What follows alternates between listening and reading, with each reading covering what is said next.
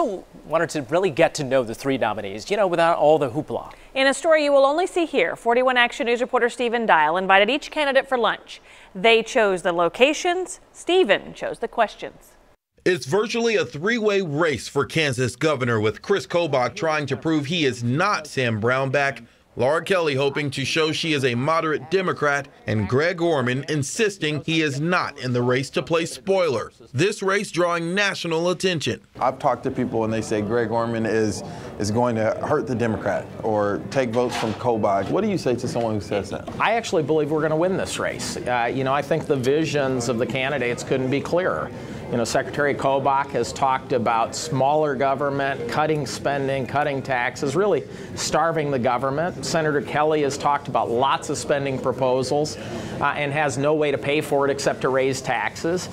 I'm not interested in big government. I'm not interested in starving the government. I'm interested in better government. What sets you apart? As an independent, I can appoint the best and the brightest people to serve in my administration. I don't have to pick from a group of politically loyal Democrats or politically loyal Republicans.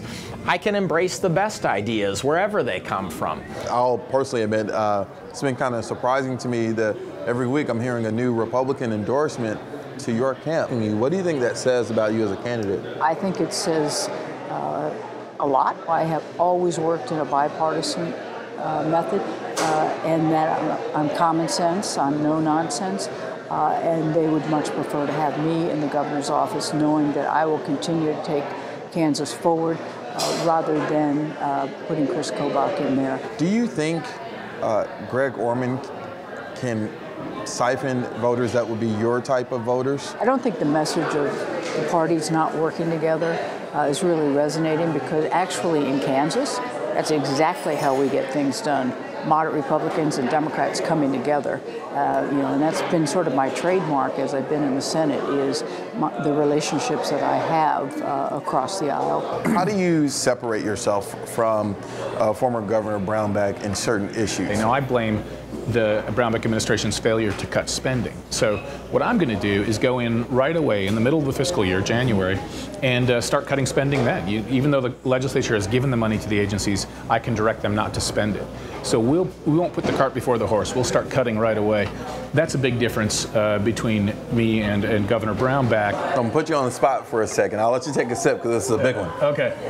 Tell me something that you do not like about the president, or that makes you say, I wish he didn't do that. You see, the obvious answer would be, I don't like his tweeting. But I actually think his tweeting is an amazing new thing in American politics, because prior presidents, even if you're in the administration, you're never sure what the president's thinking. You go to a meeting and then 2 weeks later you hear about the decision the president made. With President Trump, he tweets. He tells us all what he's thinking, and he tells us all. It's incredibly transparent. Reporting, Stephen Dial, 41 Action News. We have more interviews with Kobach, Kelly, and Orman on our website right now. And if you missed yesterday's exclusive interviews with the 3rd District candidates, Kevin Yoder and Sharice Davids, you can watch them right now online at kshb.com.